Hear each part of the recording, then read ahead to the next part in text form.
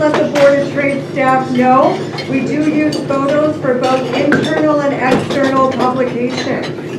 I'm Anita Huberman. I'm CEO of the Surrey Board of Trade. I'm an honorary captain of the Royal Canadian Navy. And let's give another great Surrey welcome to Mr. Pierre Poilievre.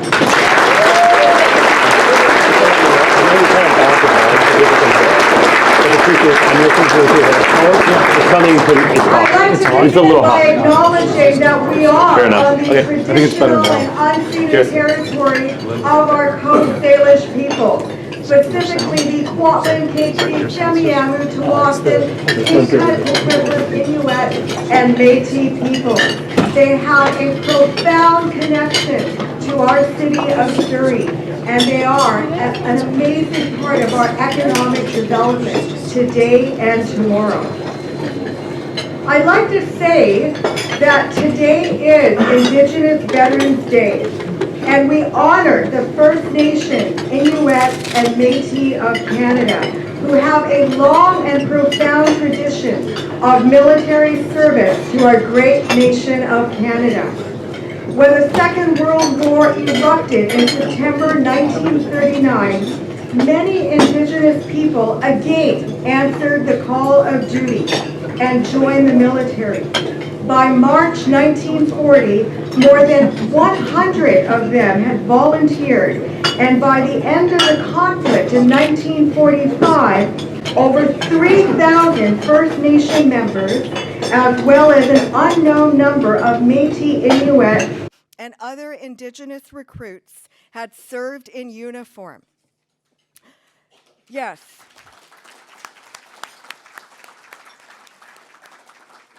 Thank you so much to our Indigenous communities. And I'm an honorary captain, as I mentioned, of the Royal Canadian Navy. There's 40 of us in the country that are ambassadors of our great Navy. And we are going to have an amazing announcement related to the Royal Canadian Navy right here in our great city of Surrey.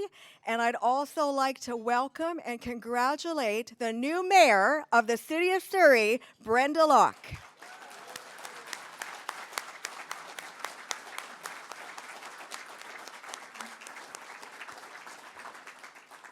Welcome.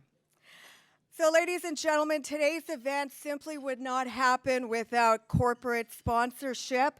Thank you so much to our presenting sponsor, the Super Save Group.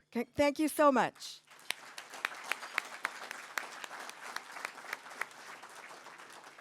Our progress partners of the Surrey Board of Trade are BDC, the Business Development Bank of Canada, the Chambers of Commerce Group Insurance Plan, represented by SNF Benefits, Scotiabank, the law firm of Fasken, and of course, Western Community College. Thank you so much.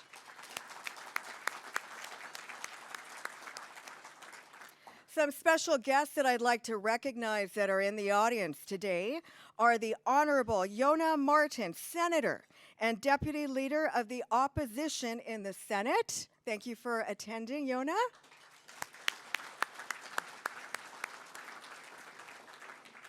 Mark Dalton, MP for Pitt Meadows, Maple Ridge.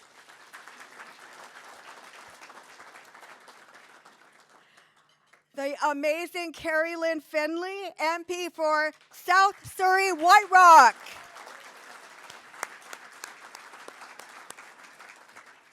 Tracy Gray, MP for Kelowna, Lake Country.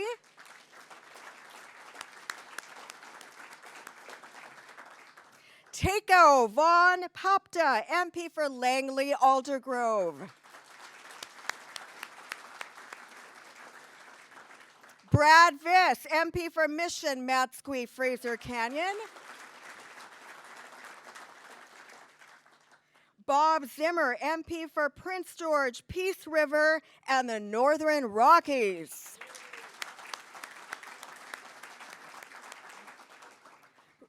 Michael DeYoung, MLA for Abbotsford West.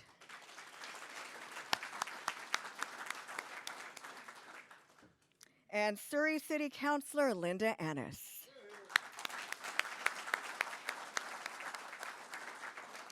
I'd also like to recognize former Senator Jerry St. Germain is in the house as well. Thank you so much. I'd also like to welcome our Surrey Board of Trade Board Directors, Rick Mann from the Isle of Man Construction Group. He's chair of our development team. Raj Sidhu from Colliers International. Mike Speece from Scotiabank. He's chair of our social policy workforce team. Doug Tennant, who's our past chair and with Unity, and also part of our social policy and workforce team. A round of applause for them.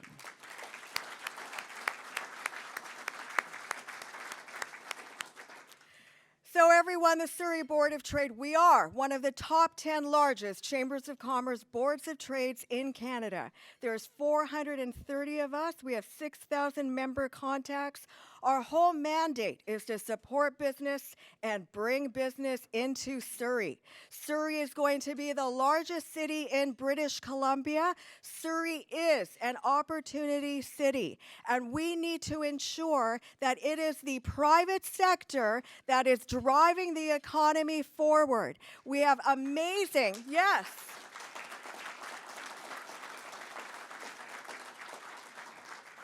We have amazing economic assets. We need to ensure that all levels of government are partners with the private sector to drive our nation, our city, our province forward. I now welcome Danielle Johannes, Director of Sales, and Luc Vanderkorkove of SuperSave Group, for our presenting sponsor representatives, to come forward to say a few words. Please help me welcome them.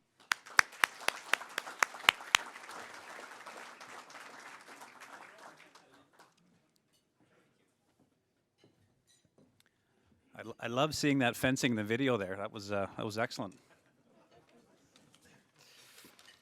Good afternoon, everyone. Thank you to the Chamber for having us here today. Honorable Pierre Poilievre, very nice to meet you, and may I say that your modern free market positions are resonating with us at the group.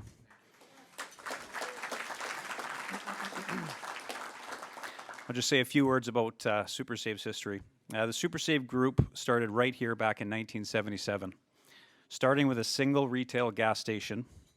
Through hard work and a never-ending pursuit to improve customer service, the group has grown, servicing communities throughout Canada, from Vancouver Island to Montreal. The SuperSave Group offers a wide variety of services, including retail gas locations, waste and recycling collection, secure document destruction, temporary fence and toilet rentals, propane delivery and heater rentals, and our newest divisions, hydro excavation and street sweeping.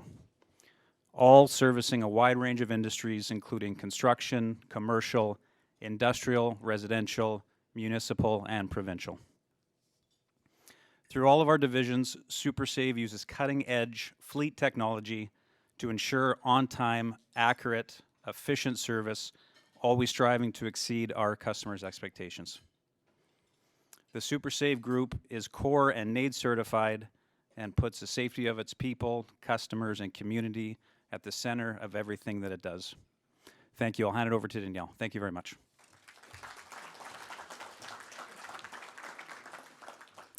Thank you, Luke. I have seen substantial growth throughout the 17 years I've had the pleasure of working at SuperSave. We have diversified into new lines of business as well as entered new markets. But one of the areas we've grown significantly in is in our private sector customer base. Part of my role at SuperSave is to manage our major accounts department, which deals with all of our government, municipal, and provincial contracts, including many cities, school districts, and educational institutions. We currently work with the City of Surrey, supporting their special events with portable fence rentals, and in the past have also provided portable toilet services as well as waste disposal services. In 2016, we were awarded the contract with the Surrey School District, and currently we provide waste, recycling, and organics services to over 130 schools, supplying them with 425 bins. In the Lower Mainland, we also provide the same services to the Richmond, Langley, and Delta school districts. Our very first major account in our disposal division was actually the Township of Langley back in 2001 when we were awarded the contract, and without interruption have been awarded multiple agreements after the first one and currently are still on site providing them with services, but have expanded our offerings to include single-stream, cardboard, and organics recycling. Additionally, we have been working with the City of Surrey, supplying them with portable toilet service since 2015, and recently was awarded the contract for supply and installation of portable fencing. Just as recent as last week, we commenced our contract with the City of Richmond and placed 80 front-end bins at their various facilities for their waste and recycling services. Our private sector experience is not limited to British Columbia. We currently work with several school districts in Alberta, including the Calgary Catholic School District, a contract we've held consistently since 2009, as well as the Rocky View, Parkland County, and Foothills School District. We also have contracts in place with the City of Toronto, City of Markham, City of Saskatoon, City of Calgary, City of Edmonton, just to name a few. I could keep going on, but I know I am not the person you came here to see today.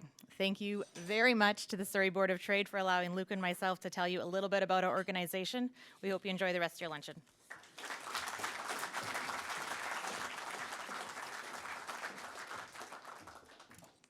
Thank you so much to the Super Save Group for your sponsorship this afternoon. And so, ladies and gentlemen, it's my honor to introduce your keynote speaker for this special occasion. He is a lifelong conservative, champion of the free market, and a proud Canadian. His vision is clear. He wants to make Canada the freest nation on earth. He wants to put Canadians back in control of their lives.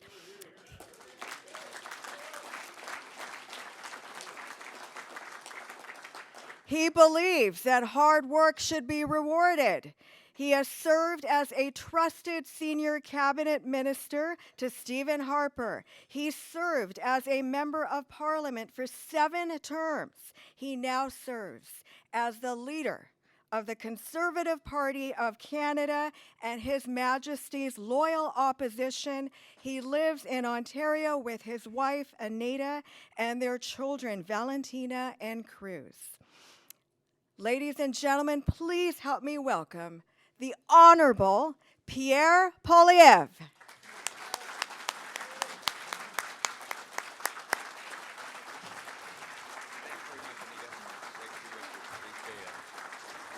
Thank you. Thank you. Thanks, everyone.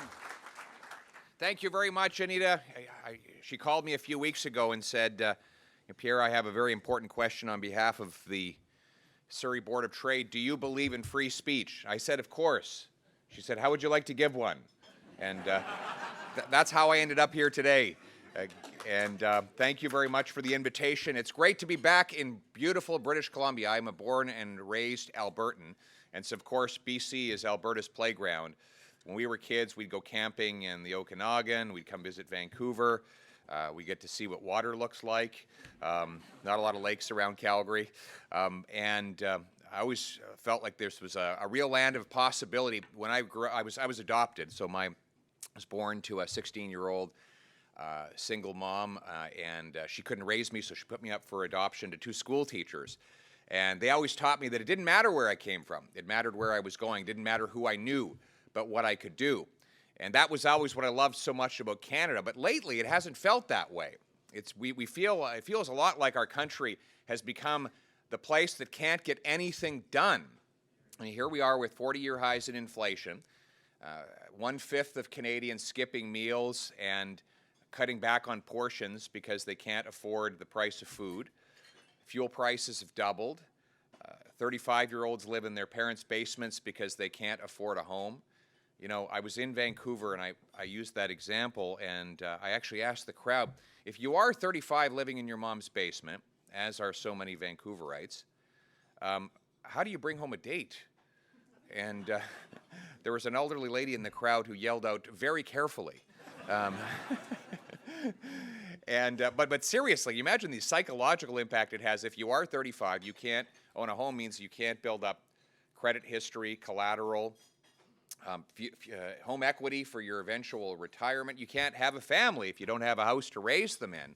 And this is in the country with, I think, the 5th most land per capita of any nation on earth. We have more land where there's no one than we have land where there is anyone, and yet we can't find a way to house all of our people. And then we can't get energy projects done. Here we are importing 130,000 barrels of overseas oil every single day, even though we have the third biggest supply right here at home. According to the OECD, we have the second slowest building permits of any of the OECD countries. We're only slightly ahead of the Slovak Republic. But the average building permit in Canada takes 250 days to procure. In South Korea, it is about 26 days. So you get a permit there 10 times faster than you get one here in Canada. Here in Vancouver, they're nearby in Vancouver. Sorry, Vancouver's in the greater Surrey region, of course.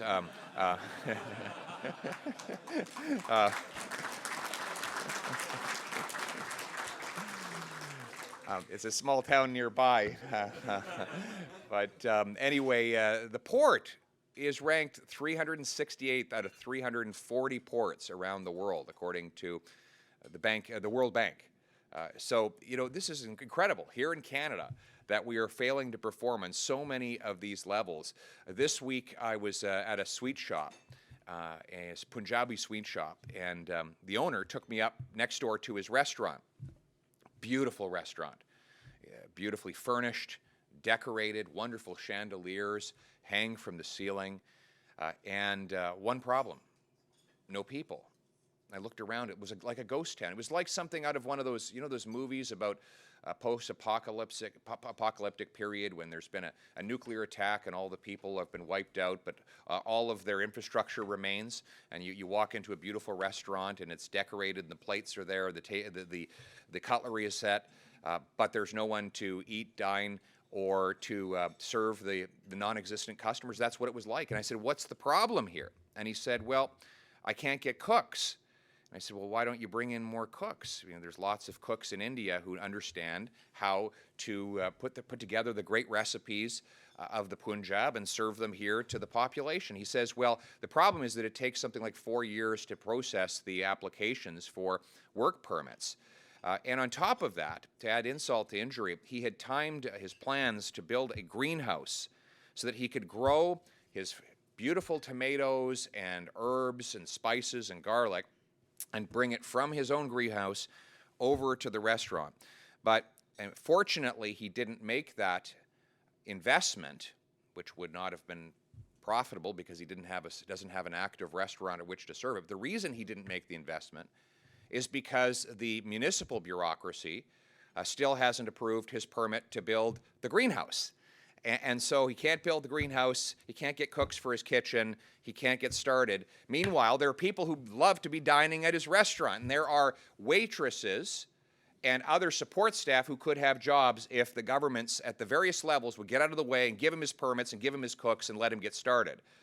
As I said, we have become the gatekeeper economy, where there are countless gatekeepers who stand in the way of people achieving their dreams and their goals. We are, of course, a nation of immigrants here in British Columbia. We have countless immigrants who've come to build the country, but many are prevented from working in their own professions because they can't get a permit to practice in regulated fields like medicine. And meanwhile, we have shortages for doctors and nurses, another gatekeeper effect.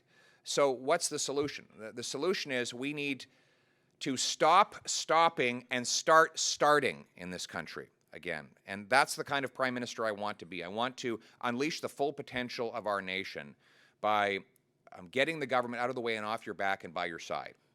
So what does that mean in practical sense? Let's start with housing. In Vancouver, the cost of government baked into the average house, that is permits, delays, zoning changes, consultants, development charges, taxes, is $650,000 per unit of housing. That has helped make Vancouver the third most overpriced housing market on planet Earth, more expensive than Singapore, Manhattan, London, England, other places with more money and people and a lot less land. And so we need to get these government gatekeepers out of the way so that we can build more homes. How are we going to do it? I know it's a municipal issue, but the federal government provides a lot of money for infrastructure to cities. So a Poilievre government will link the number of dollars big overpriced cities get to the number of houses that actually get built. so that we incentivize municipal bureaucracies and politicians to speed up and lower the cost of building permits. I will sell off 15% of the 37,000 federal buildings so we can convert those buildings into affordable housing for our young people. In other words, we need to print less money and build more homes. We need to, thank you.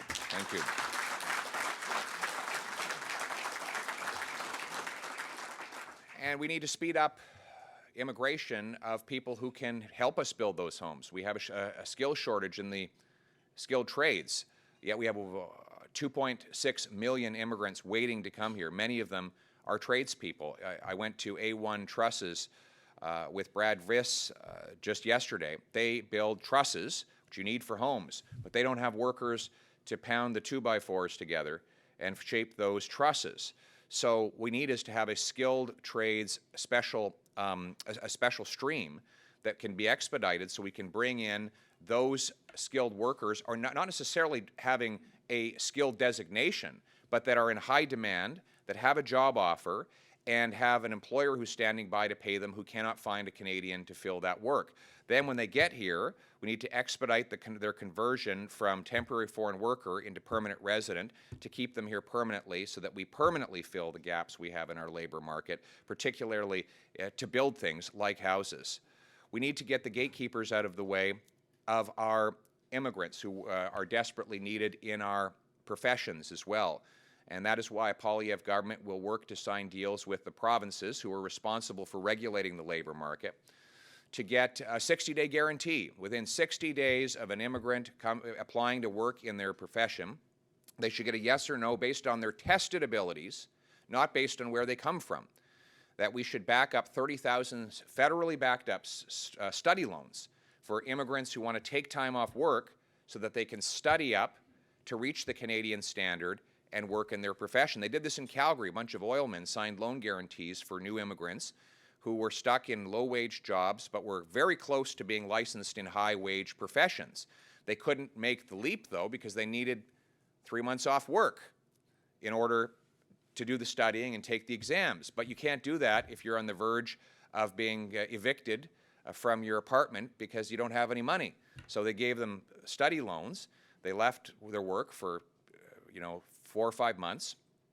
They studied for their exams. They passed their exams and watched their incomes go up by 400, 500, 600% as they went from being a barista or an Uber driver to being a doctor or an engineer in just a very short period of time. A Poilievre government will back up study loans like that so that our immigrants can pole vault into high-demand, high-paying, inflation-proof paychecks in the professions of this country.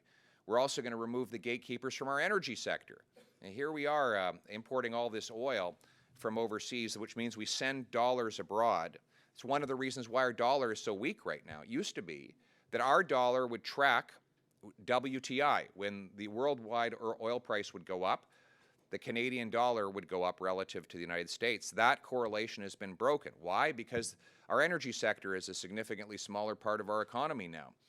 The result is that our consumers are paying more. When we as consumers bid on internationally priced commodities like oil or grains or natural gas, we pay more when our dollar is worth less. And so all of us as consumers are paying the price for such a weak energy policy by our federal government. We've had the Prime Minister kill 2 major pipelines, the Energy East pipeline, which would have taken 1 million barrels of Western oil to Eastern refineries. He's killed the Northern Gateway pipeline, which was supported by 80% of the First Nations along the route. And yet the Prime Minister vetoed the project after it had previously been approved without even consulting First Nations, killing billions of dollars of opportunity for those communities, including job opportunities that would have lifted countless youth out of poverty and into prosperity. So the Poilievre government will repeal the anti-energy law C-69 and replace it with a new law that consults First Nations, protects our environments, but gets projects built so that we can become truly energy independent in this country. Absolutely. And it's not just oil, it's natural gas. We have 1,300 trillion cubic feet of this stuff right beneath our feet. and we could be exporting it to Asia and to Europe.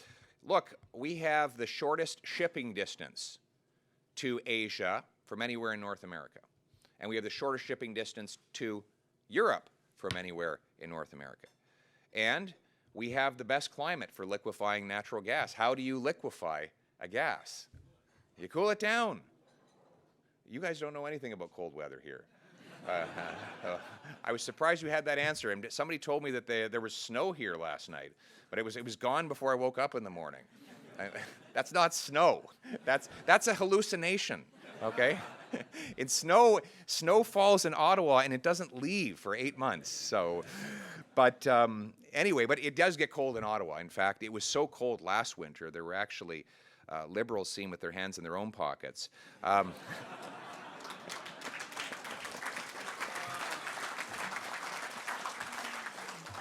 Sorry, I'm not supposed to be quite that partisan, am I, Anita? I'm going to get into trouble. It's up to me? Okay, free speech? Excellent.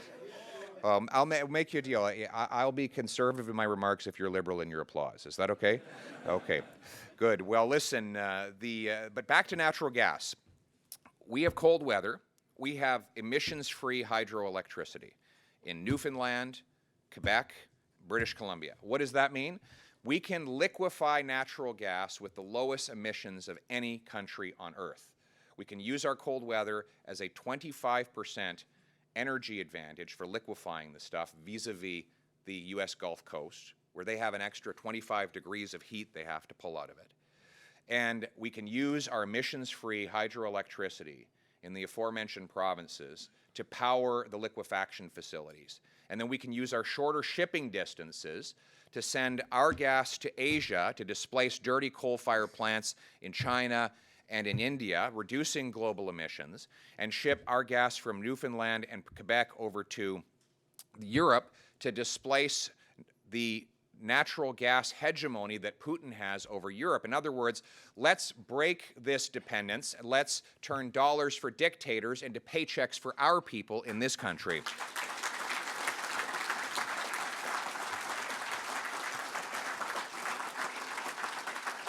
And let's do the same for the minerals of the future. You know, for decades, the geopolitical strength that the Gulf states enjoyed because of their preeminence in petroleum is now shifting to China, because of course they have a major lead on refining rare earth minerals like lithium. And they can do it because they have affordable energy. Here in Canada, we have very expensive energy, and we have very slow approval times. As I said, we're one of the slowest places in which to get a building permit. So even though we have among the biggest supplies of lithium on planet Earth, we produced almost none of it in 2019. And so when you see people driving electric cars, those are cars with batteries that would have been supplied through lithium and other minerals that were produced burning coal. So the purpose of the electric car is supposedly to reduce greenhouse gas emissions. But if the construction of the car is done burning coal, then by the time that vehicle gets onto the road, it is already responsible for vastly more emissions than a traditional internal combustion engine vehicle. Now, how do we change that? Well, we should mine and refine those minerals here in Canada using our hydroelectricity, but we can only do it if we signal to the marketplace that they can get fast permits. It's not acceptable to tell the world's mining investors that they will have to wait 6 or 7 years to get to a maybe when they can wait 1 year to get to a yes in these other countries. The only way for us to be part of a low emissions transition is for us to speed up, remove the gatekeepers, and get things built, and that will be part of my agenda as well. Yeah. And we need to extend that to information. You know, right now the government is considering Bill C-11, which will give gatekeepers at the CRTC the power to control what you see and say on the internet. This is not just an attack on our freedom of expression, but is an attack on our entrepreneurs. Great cultural entrepreneurs and internet influencers, places like British Columbia, where you have J.J. McAuliffe, who started up a YouTube page and turned it into a personal business. That story would not be possible if he had to rely on the CRTC to determine whether or not he appears in someone's news feed or in their YouTube stream. That this form of censorship will concentrate power among, frankly, central Canadian broadcast corporations who have lobbyists that can influence the CRTC into manipulating social media algorithms and promoting their content above other people's content. But it is a zero-sum game. There is only so much time that people have to watch social media, and as a result, if they're watching more of one thing, they're watching more of less of another. And that means that the government is ultimately going to be pushing down voices that are not favored by the state in order to push up voices that are. This is very dangerous, and according to the social media companies themselves, it is done nowhere on planet Earth outside of Cuba and North Korea. Not the company that we want to keep when it comes to freedom of expression on the internet. So a Poilievre government will repeal this censorship law and restore freedom of expression to the internet so you can decide for yourself.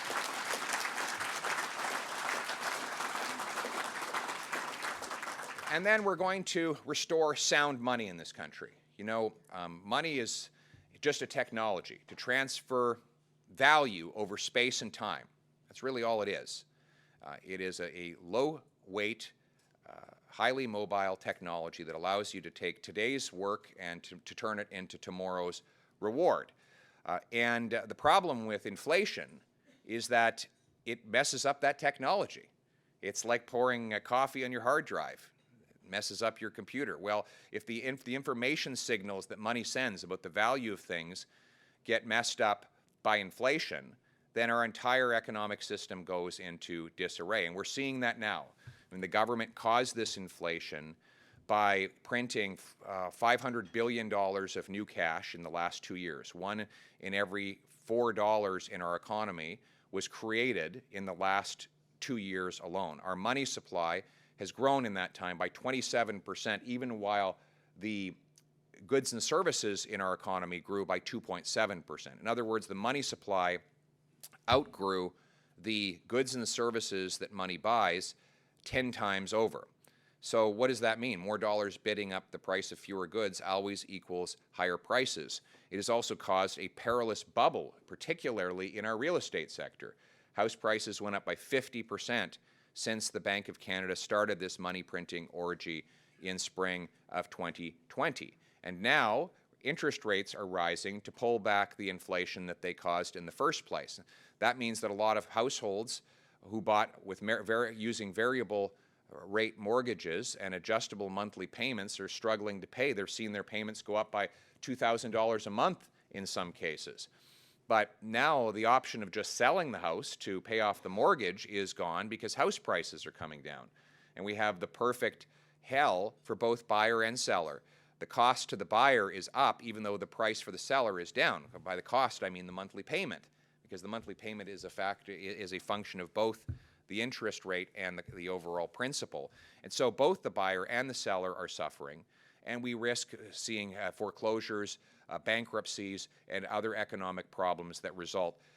And this is all because governments flooded our economy with easy cash, inflated this asset price, and now are having to pull back suddenly to bring it right back down. This is majorly disruptive to our economy and to our country, and it's causing major suffering to ordinary, everyday people. So we're going to restore sound money. And this is how we're going to do it. One, I'm going to reinstate the Bank of Canada's traditional mandate that worked for 25 years, that it has one job and one job only, and that's to keep inflation at 2%, not to print money for politicians to spend.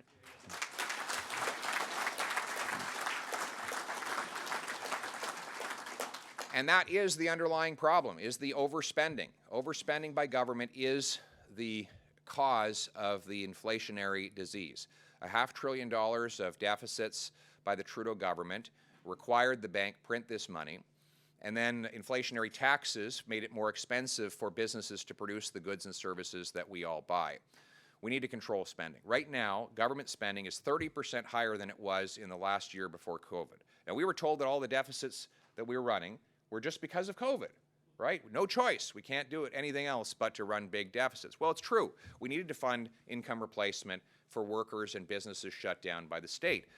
But Of the $500 billion in deficits in 2 years, 40% were totally unrelated to COVID, according to the Parliamentary Budget Officer. It's new discretionary spending. And as I said, now that COVID's behind us and all those COVID programs are gone, spending is 30% higher than it was before. In other words, the spending is not entirely COVID related. And even the COVID spending itself embedded countless examples of waste. They continued to pay out the CERB benefit, even when there were 1 million vacant jobs and economies were fully reopened. They sent CERB payments to prisoners who were behind bars and to public servants who were simultaneously drawing salaries. They tried to give $500 million to the We Charity. They spent $54 million on an ArriveCan app that we didn't need, didn't work, that wrongly sent 10,000 people into quarantine, even though they were vaccinated and negative tested. And this app could have been designed for $250,000, according to a group of programmers who replicated it in one weekend. So these are just examples of the excessive spending that flooded our economy with too much cash. So what are we going to do about it? The Poilievre government is going to pass a law that requires politicians follow the same rules that you do. It's called the pay-as-you-go law. It works like this. If the government wants to spend a new dollar that's not already budgeted for, they have to find a dollar of savings to pay for it. That's how single moms run their finances, right? If they, or the Jones family, if they want to have a new patio, perhaps they forego the vacation.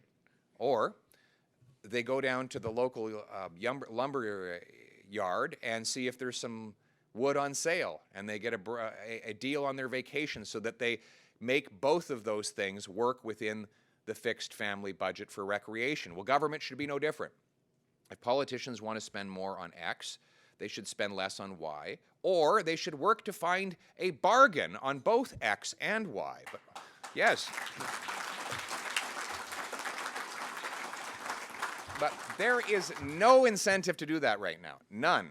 And I'll tell you why. Because every creature in the universe has to live with something called scarcity. Whether it's the fish in the seas or the birds in the trees or the little microbe on the ground, they all have to make maximal use of limited resources.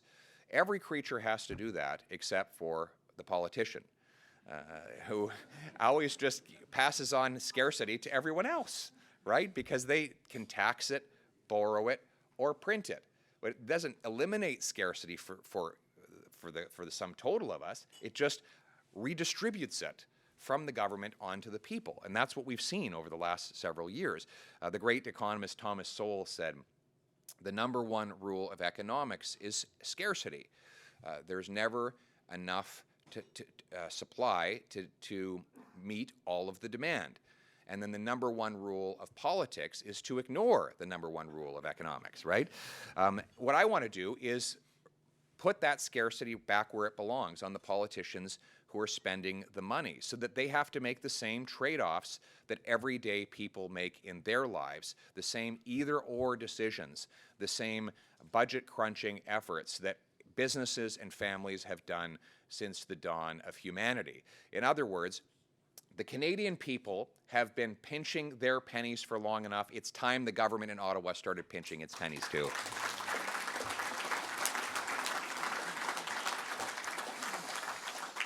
And so that is the goal, is really to make the government small so the citizen can be big.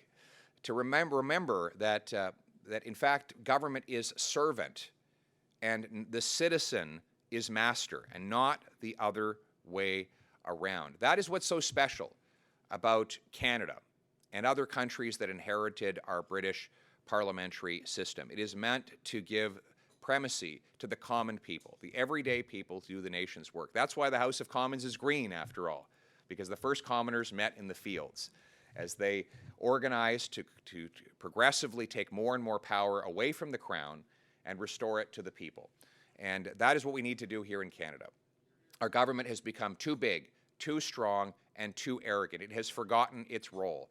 And our job as citizens is to rise up and remind them, to replace them with a new government that will put you first, your paycheck, your savings, your home, your country. I want to put you back in charge of your life. Let's make this the freest nation on earth. Thank you very much. Great to be with all of you. Thank you.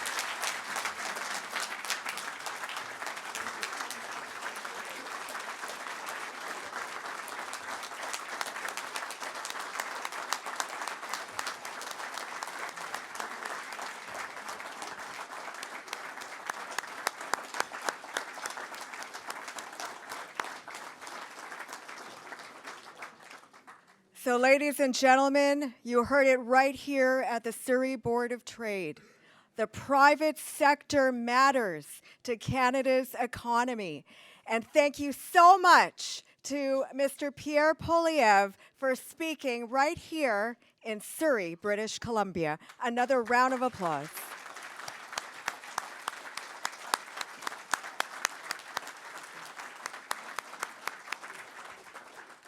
And Pierre, this is the Hawaii of Canada that you're visiting. Always tell your colleagues in Ottawa that Surrey matters. And Surrey is going to be the largest city in British Columbia. And it's an amazing city, and I'm sure our new mayor, Brenda Locke, will be engaging with you in the future.